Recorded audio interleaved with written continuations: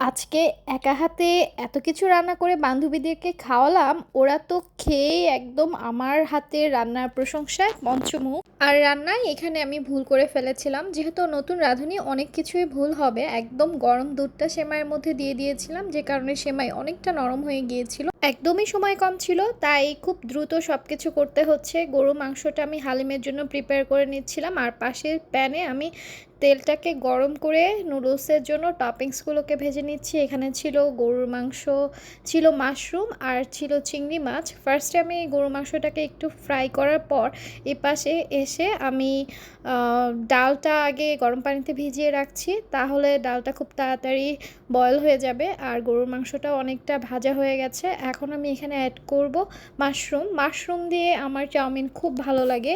আর মাশরুমের কাঁচা গন্ধটাকে দূর করার জন্য একটু বেশ সময় নিয়ে ভাজতে হবে। এরপর সর্বশেষে আমি অ্যাড করব চিংড়ি মাছ। তারপর চিংড়ি মাছগুলোকেও লাল হয়ে যাওয়া পর্যন্ত ভাজতে হবে।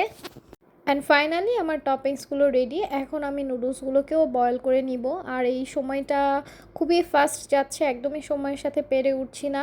যাই হোক, নুডলসগুলো রান্না করা শেষ। উপরে একটু ডিম দিয়ে দিলাম, দেখতে খুব সুন্দর লাগবে আর খেতেও ভালো লাগবে।